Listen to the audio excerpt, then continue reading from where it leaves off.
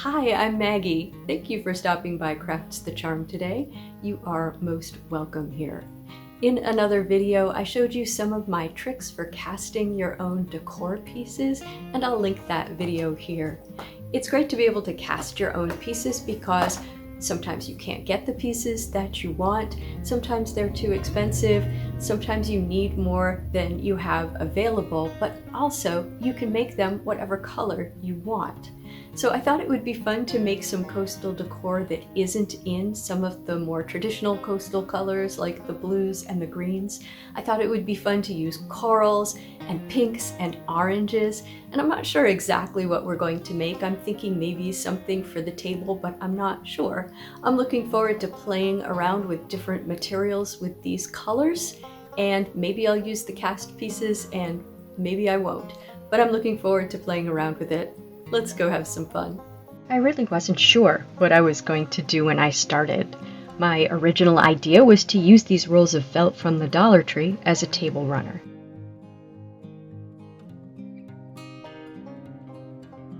And they're very thin, so I thought what I would do is double up these two rolls of white felt.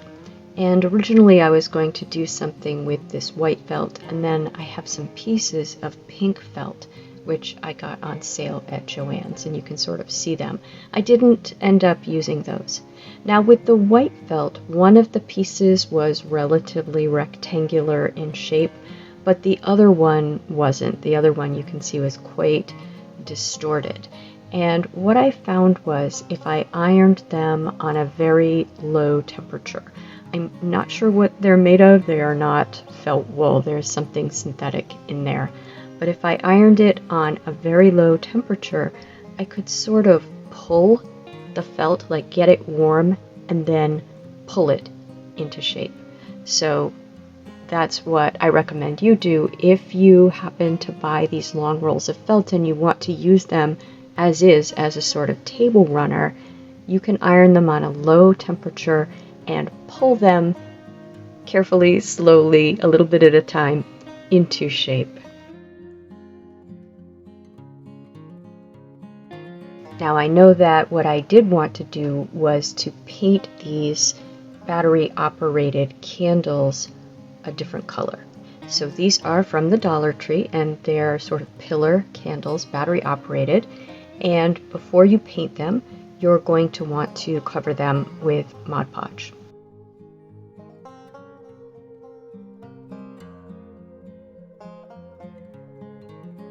Once the Mod Podge has dried, you can paint them.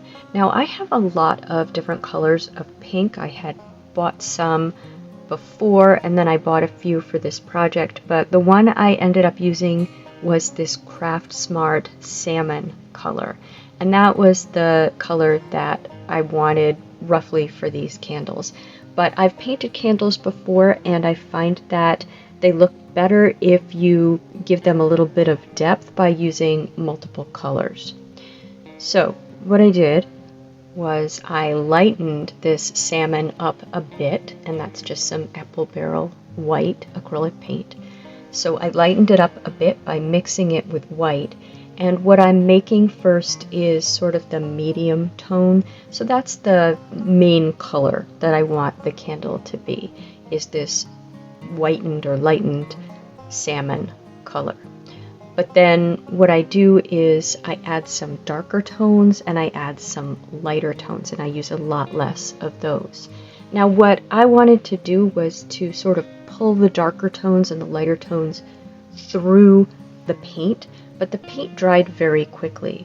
So what I would recommend if you're going to do this is to mix up all of your colors, your medium tone and then your lighter tone and your darker tone, and have 3 brushes and paint on the main color, your background color, and then take the darker color and pull it through just a little bit, and then take your lighter color and pull it through.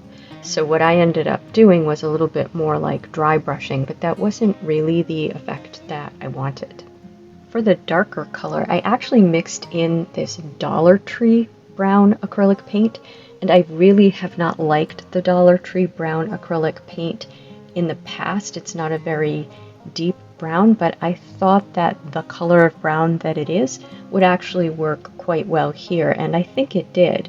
This is what I used to make the darker tones that I pulled through, and I just used more white to get the lighter tones.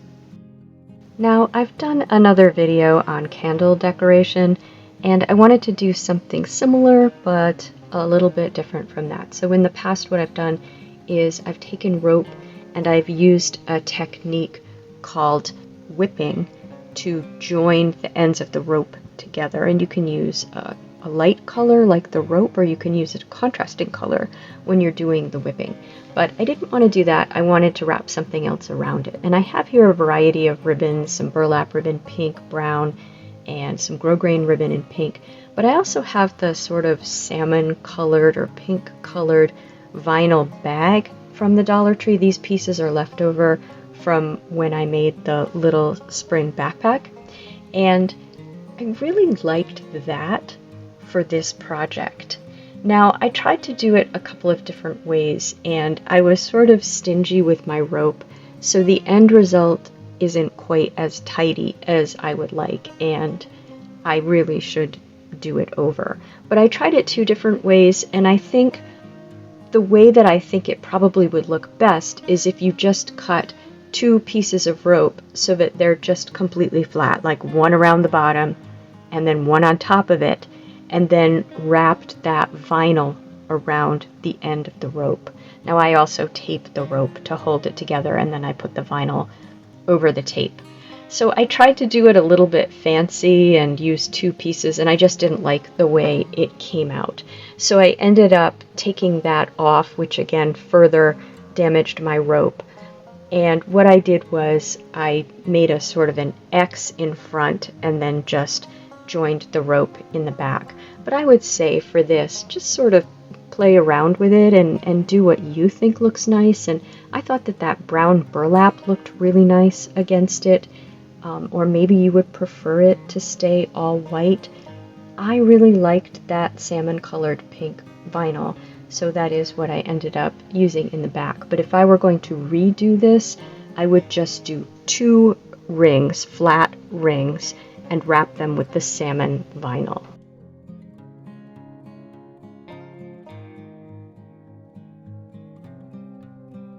Now, I hadn't Mod Podged the candles yet after painting them. I probably should have Mod Podged them before I played with them with the rope, just to protect the paint. But I didn't, and I didn't want to show myself Mod Podging them first, because then they wouldn't have looked Mod Podged and you would have known it was out of order and wondered what was going on. So I really should have, but hadn't done it yet. So now I'm giving them a coat of Mod Podge, and this is the matte Mod Podge, just to seal that paint in so it doesn't get scraped off. Now, instead of using that roll of felt, I found these rolls of fabric at the Dollar Tree, and I bought a couple of salmon and one pink. I wasn't sure what I was going to use. And I think they're supposed to be 18 by 21. They vary somewhat in size. But what I decided was to use the salmon and the pink together and to make something with a sort of stripe in it, because to me that looks very nautical, sort of like a nautical flag or a sail on a sailboat. But I wanted to make it even more tailored looking. I wanted to have some sort of piping between the pink and the salmon. And I have this tote bag from the Dollar Tree, and it looks like sort of a canvas color. It's a very lightweight canvas. But I thought that I liked that color with the pink and the salmon.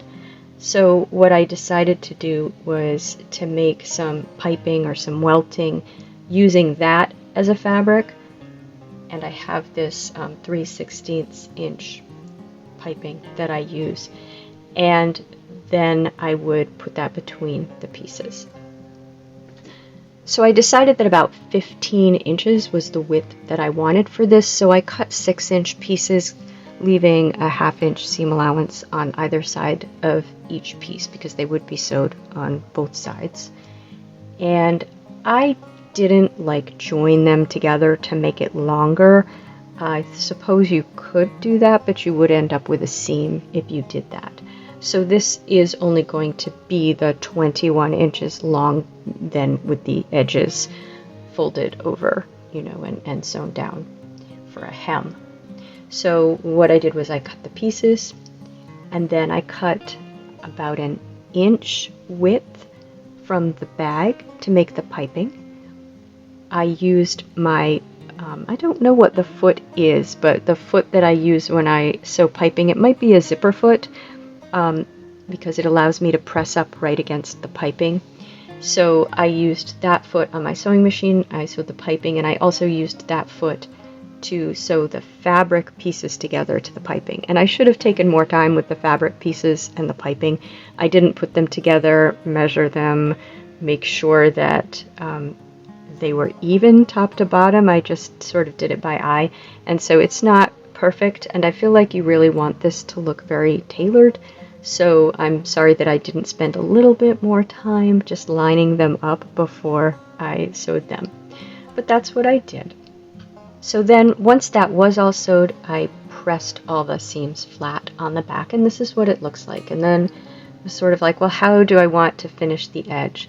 And the bag had these handles, and I liked the way the handles were sewn on, this little X pattern. Again, it looked sort of nautical to me. So I decided to use that, cut off the two handles, and use them on the long edges of this, I don't know whether to call it a placemat or a table runner, table centerpiece, piece of fabric, I'm not sure. Well, I'm going to call it a table runner, but it doesn't run for very long, does it? So I just cut those out, and the handles were a little bit longer than the short table runner. So I thought what I would do is, instead of cutting them, I would just sort of flatten them out in the middle and sew another X detail right in the middle. And before I do all that, I'm going to sew the hem on either end of this table runner. So the piping or welting, I let it run all the way to the edges, but I need to flatten that out a little bit so that I can fold it over and sew the hem. So I'm just going to pull back each of those pieces. I didn't stitch them really tight at the end, so I would be able to do this. I'm going to pull them back and trim out the welting that's at the end so that I can fold it over and hem it. And then I sewed my edge pieces, I sewed the little X's before I sewed them onto the placemat, just because I worry about thickness with my sewing machine. It doesn't seem to do very well with really thick fabric. So I thought I would sew everything up separately before I sewed it all together. And there's the finished product. Now with that all done, I had one more piece I wanted to make. I wanted some sort of piece to go between the two candles in the center of the table, and I really wanted maybe some coral. Now, the Dollar Tree is selling something right now called red, white, and blue glittery artificial coral bouquets, but they are really glittery, and I didn't want to try to deal with that, so I thought, well, maybe I can make something that looks like coral myself. And you might be braver than I am about the glitter. Just pick up that glittery stuff and seal it with maybe an acrylic spray, and you're probably fine. But I have this stuff, it's called Floral Garden Mesh Ribbon, and I found it in this sort of off-white and green. So I thought the off-white looked sort of like fan coral. So what I decided to do was use some wire, and I was considering the Dollar Tree florist's wire, but I felt like it was probably a little bit too lightweight. I have a sort of a florist's kit that I bought at Amazon, and I used some wire from that.